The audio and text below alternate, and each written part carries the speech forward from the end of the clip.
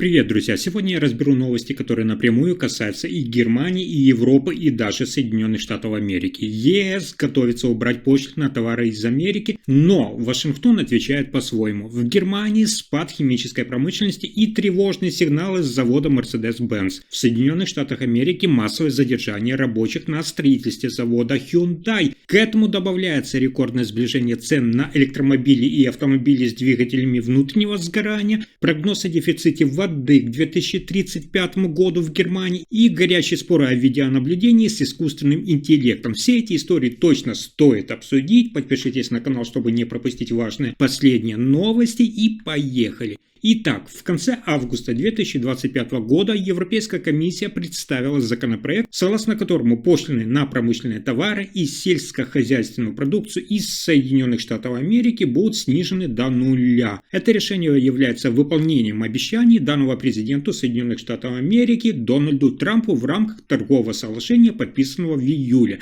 Однако Соединенные Штаты Америки не полностью выполнили свои обязательства. Несмотря на договоренности о базовой пошлине в 15% на импорт автомобилей и автозапчастей, Соединенные Штаты Америки продолжают взимать более высокие пошлины на некоторые товары из Европейского Союза, что нарушает условия соглашения. В ответ на это члены Европейского парламента выразили обеспокоенность и призвали к введению защитных механизмов, чтобы избежать необоснованного снижения пошлин в будущем. Они предложили включить в соглашение положение, позволяющее Европейскому Союзу в случае необходимости вводить дополнительные пошлины на американские товары, если Соединенные Штаты Америки не будут соблюдать договоренности. Таким образом, несмотря на шаги Европейского Союза в сторону либерализации торговли, сохраняется напряженность из-за несоответствия действий Соединенных Штатов Америки с заявленным обязательством, что ставит под вопрос эффективность достигнутого соглашения.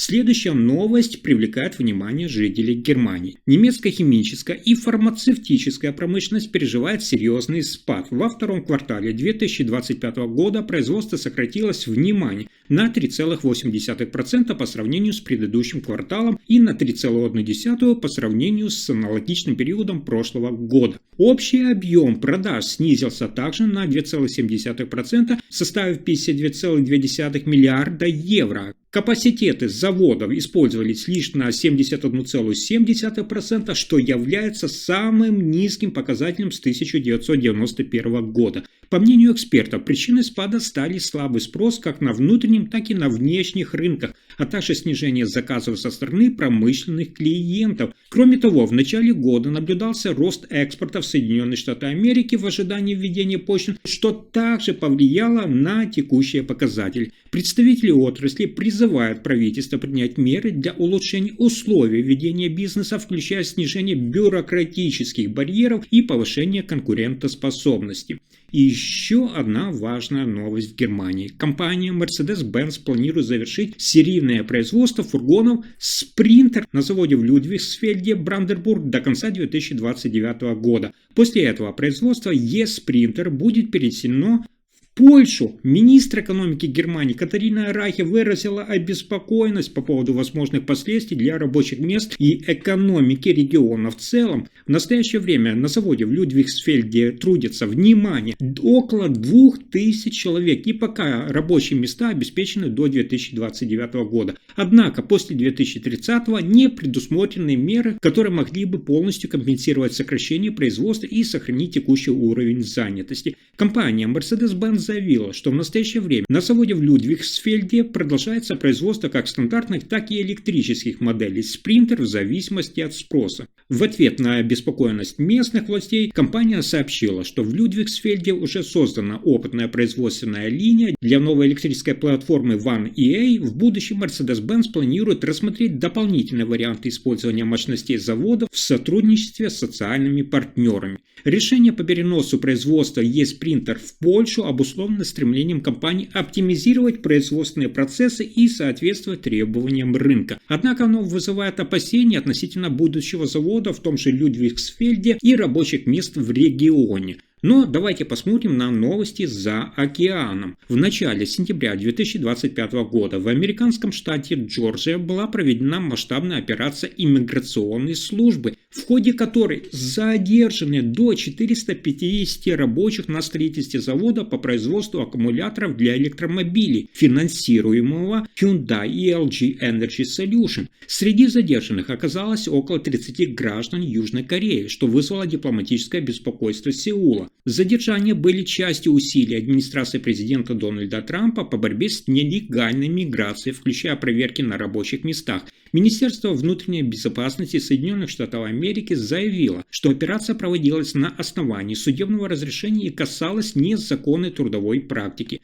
В результате этих действий строительство батарейного завода было приостановлено. Представители Hyundai подтвердили, что работы на объекте остановлены, однако производство электромобилей на соседнем заводе в Джорджии продолжается в обычном режиме. Этот инцидент стал очередным примером миграционной политики администрации Трампа, которая, по мнению некоторых экспертов, может повлиять на инвестиционный климат и экономическую стабильность в стране. А дальше автомобильные новости Германии. В августе 2025 года разница в цене между электромобилями и автомобилями с двигателями внутреннего сгорания в Германии сократилась до рекордного низкого уровня. Средняя цена электромобиля составила, внимание, 35 353 евро, в то время как автомобили с двигателями внутреннего сгорания стоили в среднем 33 110 евро. Таким образом, разница составила всего лишь 2243 евро, что на 71% меньше, чем годом ранее, когда она составляла 7717 евро. Эти данные были получены в результате анализа 20 самых продаваемых моделей обоих типов автомобилей с учетом скидок и других ценовых факторов. Анализ показал, что электромобили становятся все более доступными благодаря снижению цен и увеличению скидок, в то время как автомобили с ДВС становятся дороже из-за повышения базовых цен и сокращения скидок. Эксперт по автомобильному рынку отметил, что немецкие автопроизводители, такие как Volkswagen и BMW, играют ключевую роль в повышении привлекательности электромобилей. Он также подчеркнул, что с учетом текущей ценовой ситуации дополнительное государственное субсидирование электромобилей уже не требуется. Эти изменения в ценовой политике способствуют росту популярности электромобилей среди потребителей и могут ускорить переход к более экологичному транспорту. И это еще не все. Гидробиолог Дитрих Борхард предупреждает, что к 2035 году в Германии конкуренция за воду значительно усилится. Несмотря на наличие одной из лучших водных систем в мире, страна столкнется с проблемами, связанными с изменением климата, загрязнением и неэффективным использованием водных ресурсов. Борхард отмечает, что в будущем водные ресурсы будут распределены не только между различными регионами, но и между различными отраслями, такими как сельское хозяйство, промышленность и бытовое потребление. Это приведет к необходимости более строгого регулирования и эффективного управления водными ресурсами. Он также подчеркивает важность сохранения экосистемы водоемов, таких как реки и озера, которые играют ключевую роль в поддержании водного баланса и качества воды. Для этого необходимо улучшить качество сточных вод, снизить использование пестицидов и удобрений в сельском хозяйстве, а также внедрить инновационные технологии очистки воды. Борхард критикует действия нового министра сельского хозяйства, который, по его мнению, недостаточно активно работает над решением проблем водоснабжения и защиты водных ресурсов. Он призывает к более решительным мерам и долгосрочному планированию в области водного хозяйства. В заключение Борхард отметил, что в будущем вода будет важным ресурсом и предметом обсуждения в политике и экономике, требующим комплексного и продуманного подхода.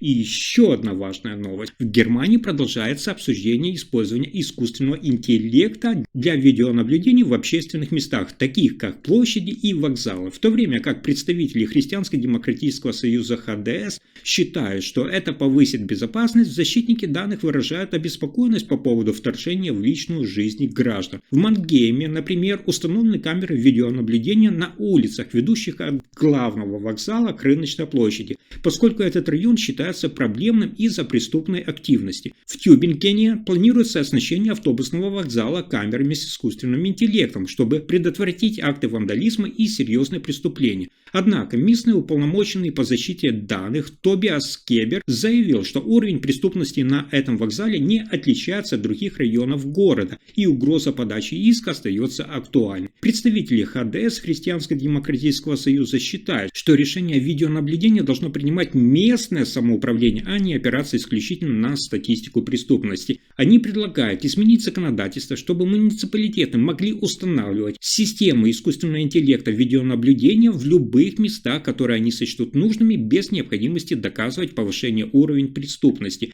Этот подход вызывает обеспокоенность у защитников данных, которые предупреждают о возможных злоупотреблениях и необходимости строгого контроля за использованием таких технологий. Они подчеркивают важность соблюдения баланса между обеспечением безопасности и защитой личных прав граждан. Если информация оказалась полезной, ставьте лайк, подписывайтесь на канал и делитесь видео. Спасибо за просмотр.